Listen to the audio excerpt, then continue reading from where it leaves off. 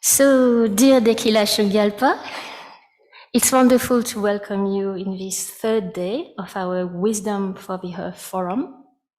And this forum was created with the intention to build a dialogue between Buddhism and environment. And on the first day, we received a message from the 17 Karmapa on the urgency to act. And we are so happy that you can share with us how practically you are doing through all the projects you're leading. So I'm handing over to you now. Thank you so much. Tashidele, and good afternoon, everyone. I wish I could be there with you. I just heard that some of you had a mushroom hunt in the forest, and immediately I was filled with the klesha of jealousy. So it's a good start. I am going. I am going to share my screen because I think one of the best things I can do when I talk about the work is actually show you what it looks like, and you get to see embodied action versus someone very passively talking. Ce que je peux faire directement, comme ça vous aurez les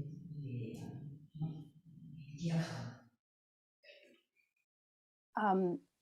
So sometimes, when people ask me if I always was going to work with religious leaders, I laugh because even 13 or 14 years ago, if someone had said to me, this is what I do as my career, I would not have believed it.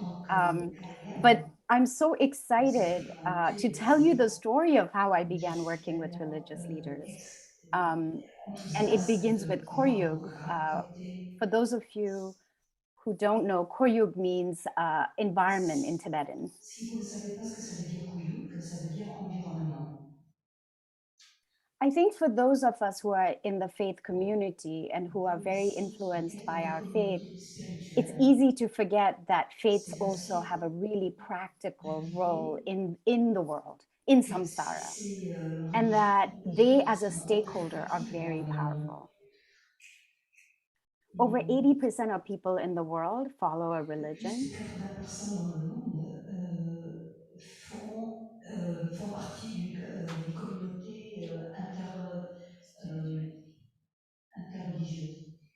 They own almost 8% of total habitable land surface. That means all the land where people can actually live. Faiths own 8% of that. Donc, il y a énormément des morceaux de la terre, de propriété de la terre, qui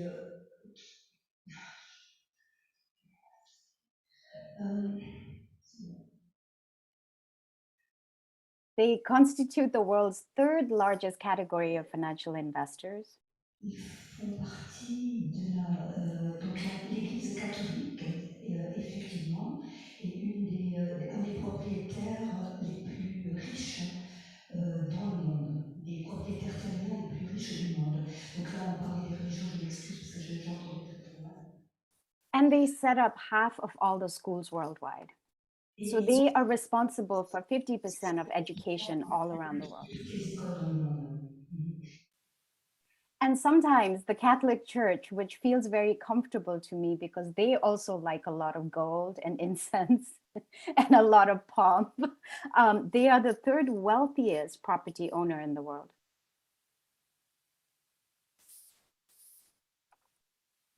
Now, these are all very practical reasons for why faiths are significantly important for any kind of social activity, but they're also really important from a spiritual and a much deeper perspective when we think about environmental issues.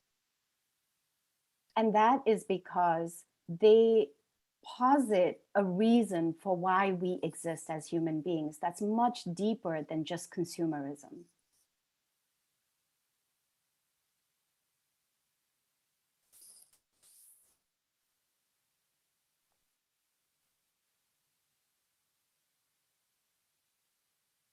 And so when I talk about why I began working on environmental issues, often this is what I think of. So for those of you who don't know what this is Mountain Kanchanyanga.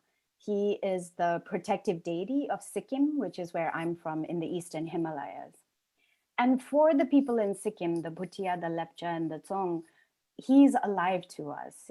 He protects us. He's the reason why we are safe, and why we are called the Hidden Valley. And so we do not allow him to be climbed. So even though he's the third tallest mountain in the world, most people don't know who he is. Now, I say this because all over the world, there are people who have spiritual beliefs, indigenous peoples all around the world who are protecting nature because of their spiritual beliefs. And everything that we can do to help support indigenous peoples in this, in a way, it's like the last fight against capitalism. We must do that. And for those of us who follow Buddhism, what we will find is that there are Buddhist peoples all over the world who are doing this, trying to protect nature. I stopped hearing the French translation. Is that, I just am going to pause and make sure translation is still going okay.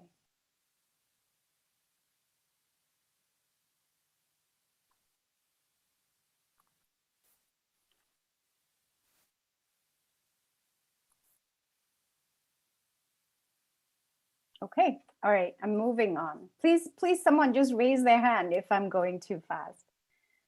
In the Himalayas, Tibetan Buddhism has a really deep meaning, both in spiritual ways and in practical ways. When I talked about Mount Kanchanyanga, one of the reasons why Sikkim is so precious to us and nature is so precious to us is because Guru Rinpoche, Padmasambhava, actually identified Sikkim as one of the safe refuge areas for Buddhism in the future. And so spiritually, there's a lot of significance to our landscapes. But also the monasteries play a really important role in what is a very remote region.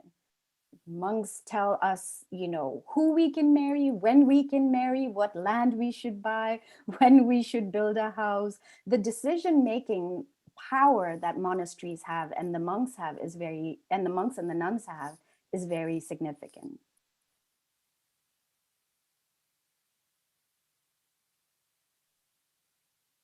Now, for someone like me, I was born in the Himalayas and I had a very deep love for nature. So I studied environmental science and I went on to work for the World Wildlife Fund, what I believe you call WWF. And I never imagined that religion and science would intersect in my life. I often describe it that I was an environmental scientist by day and a practicing Buddhist by night. They were two very different things for me. But in 2008, I went to Kagyumanlam in Bodh Gaya, and I met His Holiness the Karmapa, who asked me to create environmental guidelines for the Tibetan Buddhist monasteries and nunneries. Now, at that time, I often joke that what I imagined was this would just be a one-time thing only, that I would go there, spend a few weeks, write these guidelines, offer them to His Holiness and to the monastics that he had told me would help me. And then I would be finished, right? I would be done. I would just go back and into my career with WWF. But actually, what came out of that was a very strong response from the monastics to get training. So we created the guidelines, which was a combination of Buddhism and the latest environmental science looking at what was happening in Tibet and in the Himalayas. And the monks came back saying, what we want is training.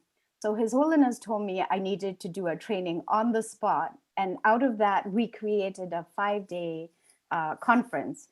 And we had representatives of 22 monasteries at that time, all across the Himalayas.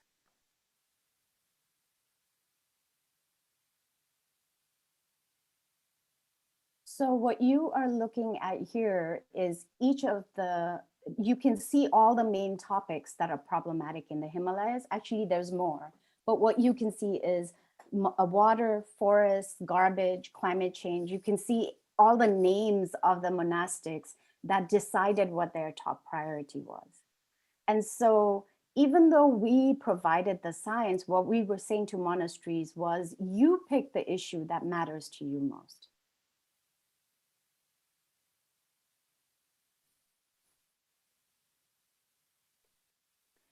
And what was amazing for me and very unexpected was that it actually ended up launching a movement across the Himalayas. So these monasteries started actually applying what we were teaching them into very tangible, very practical projects. And so this is from Ladakh. A lot of the monasteries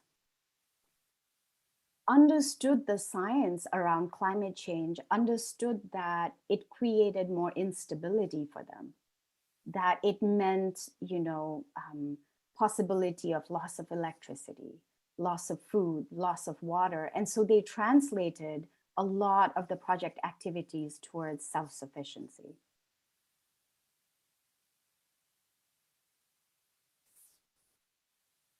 And it's not uncommon for us to see monasteries that have turned their very beautiful gardens, all the flowers, into organic vegetable patches. Excuse me. Now, for those of you who know the Himalayas, you know that garbage is a terrible problem for us there. And this was a major priority for the monasteries. And so one of the ideas they came up with themselves was that they wanted to do community cleanups. Excuse me.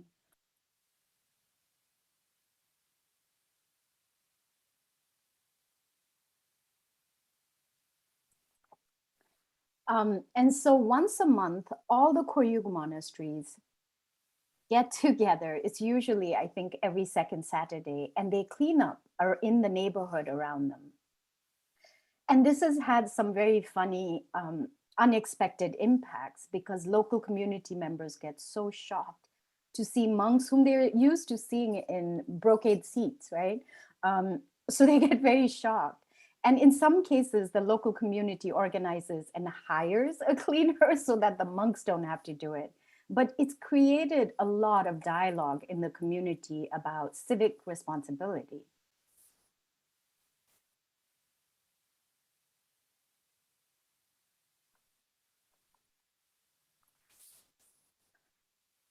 Another kind of cleanup that the monks and nuns are very involved in is after there are floods, after there are disasters, where they are very involved. And they see this in particular as a direct manifestation of their bodhisattva vow, that they feel that in order to alleviate suffering, they must be where the suffering is greatest.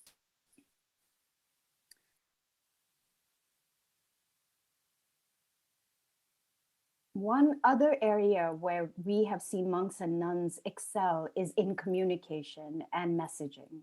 So what you are looking at right now is a traditional lama dance. And what we noticed is a lot of the monasteries that have forests around them talk about protecting wildlife and integrating that with the festivals and the rituals.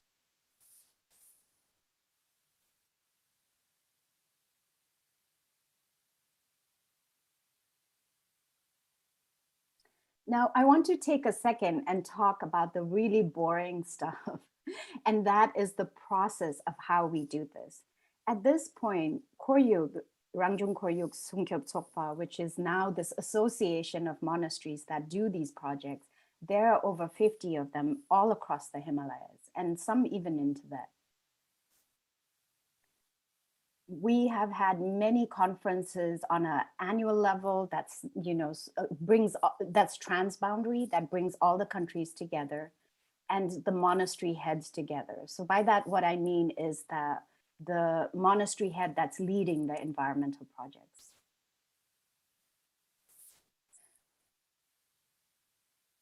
And not only do the monastic, what we call eco-coordinators, not only do they get training, we have decision-making that happens in every annual conference.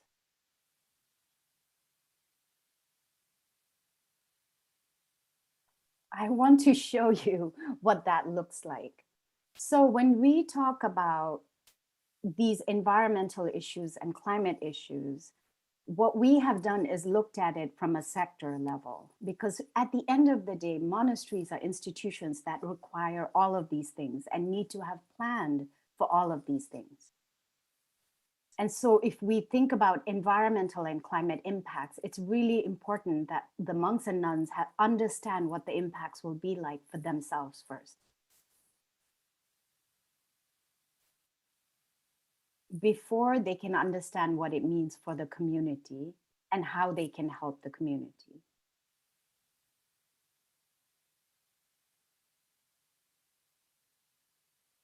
So I can just take one or two of these examples. Maybe we can focus on water as a sector. And so one of the most obvious impacts of environmental and climate issues in the Himalayas is that water supply is no longer stable. If you have traveled there, you know that there is a lot of water shortages that happen seasonally. In some cases, spring sheds have completely disappeared, they've dried up. We have a problem of water pollution. Pipes that burst because of earthquakes. So generally speaking, what it means is that water, which is the one thing we need to survive as human beings, is actually unreliable in the Himalayas. And there is a great need for self-sufficiency for the monasteries, who have hundreds of people sometimes living there. And for this reason, what the monasteries come up with as some of their responses. So what you're looking in the most right part column is different ideas that the monastery coordinators have come up with. And water is an issue that all the Nepal monasteries, for example, selected as either their first or their second priority.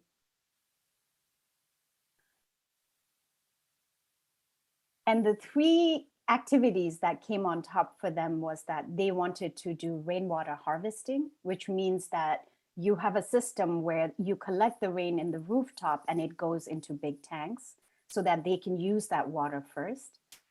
So for things like watering gardens or cleaning dishes, this is the water that's used.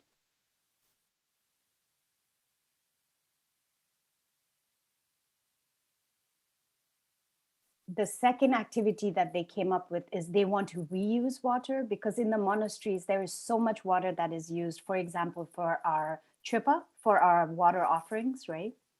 And so reusing that water. And then thirdly, just reducing water use in general so that they can store water for longer periods. So this is one example of the process of how monasteries decide what project activities they want to take on.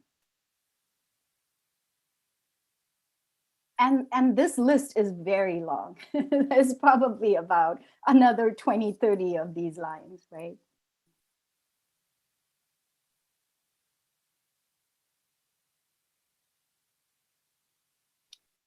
Now, in 2012, we did an annual conference, and the topic was climate change.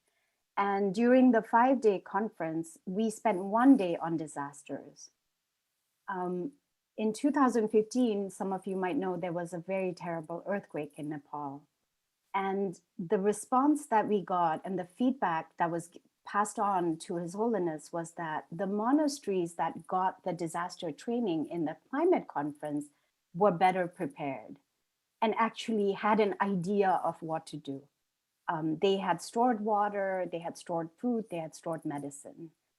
And so when His Holiness got that feedback, what he decided was that we should, as Khoryug, we should focus on disaster preparedness.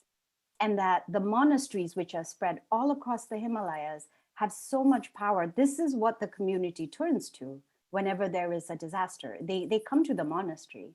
And so the monastery should have management guidelines for disasters. And so since 2015, Khoryug has been really focused on that, on disaster management. And so what you're looking at is the different kinds of training the monastics have received. So this is an example, what they are actually demonstrating for the community, how to build a stretcher. And they can use their own zens, they can use their own robes to turn it into a stretcher. And of course, we make sure that the monastics are well outfitted so that they are actually safe. What you will find after most disasters, like including the earthquake in Tibet, is that it's the monks and nuns who come first, who come to save people. And during the earthquake and also in Tibet, monks and nuns had shown up in slippers and, you know, they were completely unprepared, but because they were so concerned about the suffering of all the people around them, they just went there and they helped. So one of the things Khoryug does is make sure that not only are the monastics trained, but they're also well outfitted.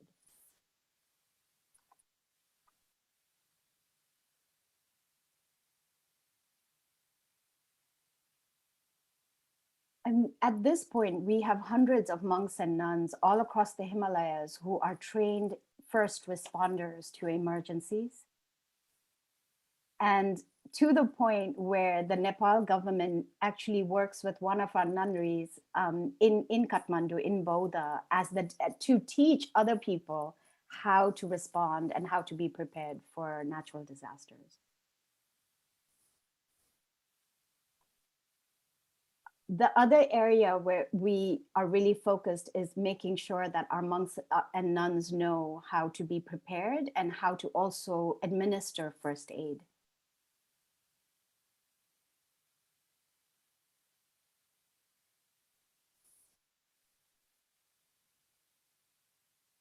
So this is the kind of work that Khoryug has done since 2008. And I thought maybe for those of you who are thinking about initiating new projects or thinking about the environmental projects you have, that some of these lessons learned that I have might be useful. So the first thing that we need as a faith institution to set up an environmental or climate program is to get a call to action by a very powerful faith leader.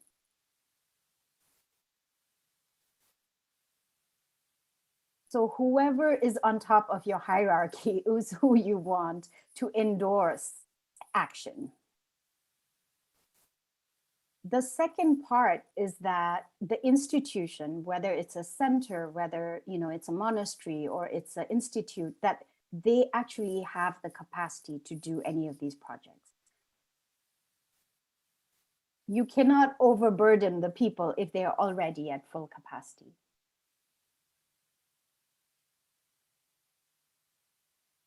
Third, the process is really important. I say community-based project development because it's really important that we think of all the people in our institutions as part of the community, and they all get to be part of that decision-making.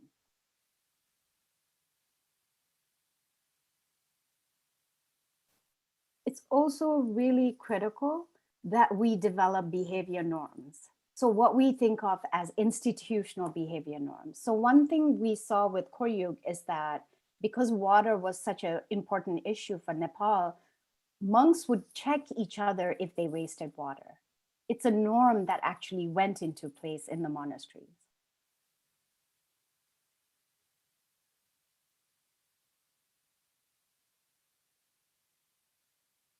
For behavior change to happen, we need very specific calls to action. So it cannot be something like climate change is bad, everyone should care. It has to be something like climate change is bad, you can do X. The more specific you are, the more likely you are to create change. At the institutional level, whatever is a practical solution that solves other problems is the solution that will get adopted. So let's say the manager of your project is also responsible for maybe shopping for all of the food for the monastery. For him, he is going to have two concerns in that case. And so if you, for example, provide organic gardening as a project idea, That is the idea that he will immediately adapt to and like, because that solves other problems that he has and is responsible for. One of the biggest lessons learned for me is that we need the middle tier managers. So it's lovely to get a call to action from the head of our lineages or the head of our institutions. But at the end of the day, the person that's going to run it is going to be someone who's in the middle layer of decision making. And getting their buy-in is key. And finally, the idea of positive social group identity. So by that, what I mean is that we reinforce all the time that this is part of being Buddhist, right? This is part of being a good practitioner. This is part of being engaged Buddhist or active Buddhist, or this is how we manifest our values. And so reinforcing that social group identity is really key. Now, I also want to present how sometimes there are failures and what I see as the most common reasons for why projects fail. So the first part is inconsistent leadership. You know, especially in the Himalayas, most of our monks and nuns are studying and working and graduating. So often there are breaks in the leadership, and that's when the project suffers. The second part, and I cannot stress this enough, is the lack of social support beyond the institution. So if we have not built relationships with the local community, if we do not have a support from the government or from an NGO, from external entities, what it means is that our project by itself is very, very weak. We're only dependent on ourselves. We don't have anyone else feeding us and supporting us.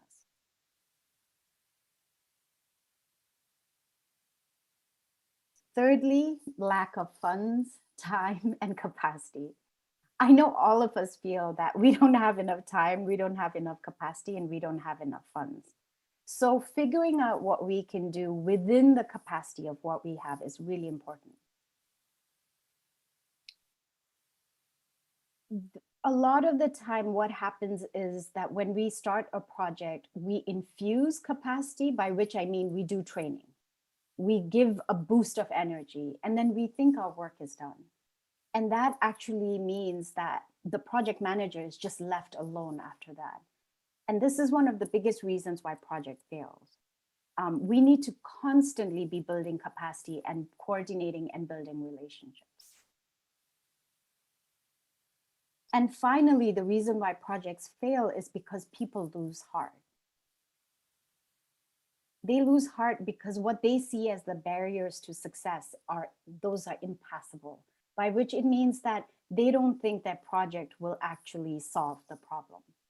And so how we think about the projects we create and what we ask the leaders to contribute to is really important. What goal the leaders are contributing to.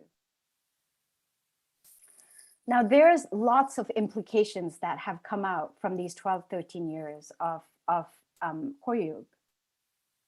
For me, and this is maybe more interesting for people who are also trying to understand just how Buddhism and ecology intersect. For me, it's really important that we understand that religious institutions are like any other stakeholder group, that they need same kind of infusion of energy, capacity, training, funding, and so on.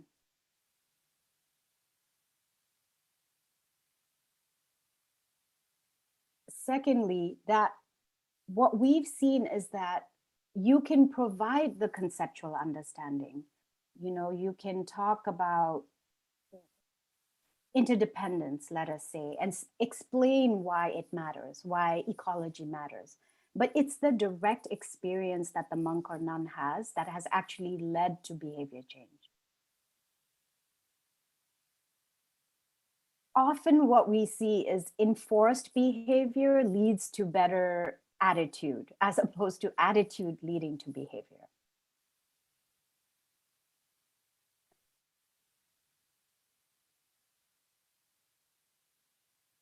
And wherever science and religion support each other, that is always considered the most trustworthy message. So wherever religion and science diverge, what happens is it creates a lot of hesitation. And overlapping these two areas of knowledge is really critical. The issues that always rise to the top are the ones that are close to heart, right? The ones that are impacting us in our geography, in our community. And so those are the issues that always get the biggest importance. And they also get the most support. And starting local is absolutely necessary for project success. We make all kinds of assumptions about values, attitudes, and behavior. So we tend to think, when we think about behavior change, we tend to think it's someone has a value system that influences what their attitude is and how they think and feel, and that influences behavior, right? But actually, there isn't a causal relationship. Actually, human beings are so complicated, it doesn't always work that way. What we see quite often is that the behavior change causes attitude change, which can shift values. It can work the other way around. So if we as an institution say, no more littering, right? No more throwing, or no more use of plastic, it actually gradually changes the attitude of people, and they adopt that message even in their homes. And slowly that changes their values as well. And this is why it's so necessary that we create norms and we create rules at an institutional level. And I would say, finally, the lesson learned is that it's great to have big, lofty goals. It's great to say, our Buddhist institutions will solve climate change. But it's also really important to have the most basic commitments that we can, that are necessary. Because at the end of the day, when a project is not able to deliver that big goal, it creates a lot of loss of morale and a lot of hopelessness among the people who are involved. So for those of you who are designing projects and thinking about practical projects, it's really important that you have a baseline of basic activities that your institution does, that you can point to say, look, this is the practical change. This is the measurable change we achieved.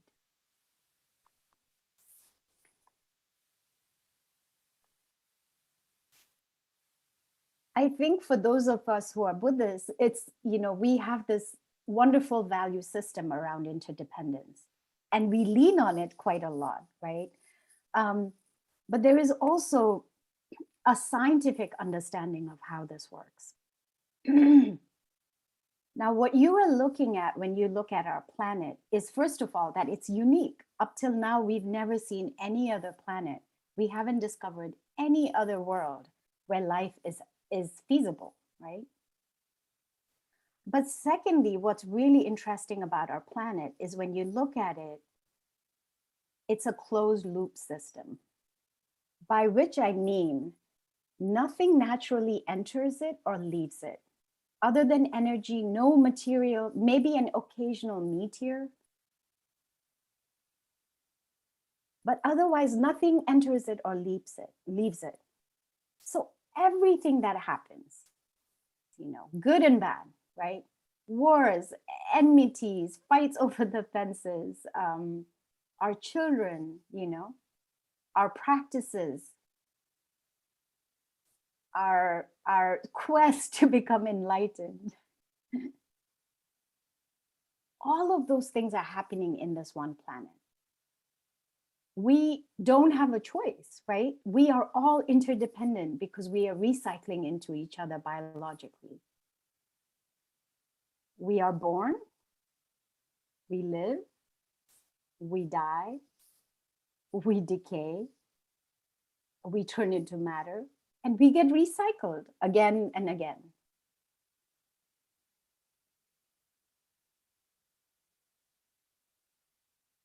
And this is what I mean about the power of combining science and religion together. Because of course, that to us conceptually makes sense. That is interdependence, that is rebirth, right? But also scientifically, it makes sense. And reinforcing and using this kind of messaging is absolutely crucial if we want to see behavior change. So I am going to stop here. For those of you who are interested in some of the documents I showed, like the environmental guidelines or the 108 things you can do or the disaster management guidelines, this is the website. You can look, I think there's a publications tab, and you can look through it and you will find those publications. All three of them are peer reviewed. All of them have been written with the team of monastics. And so they both are peer reviewed from the science community and then also from the faith community.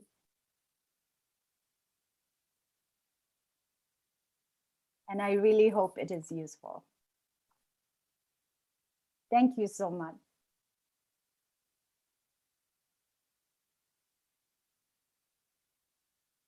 You can always reach out to me if you have questions. I run a program called the LOCA Initiative at UW-Madison. It's a program that combines science and religion, and we work with different religious groups all around the world.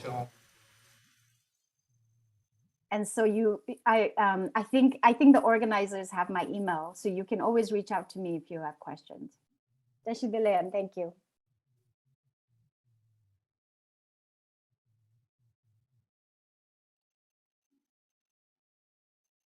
Thank you so much for this, Dekila. It's wonderful and it gives us a lot of strength and hopes and courage.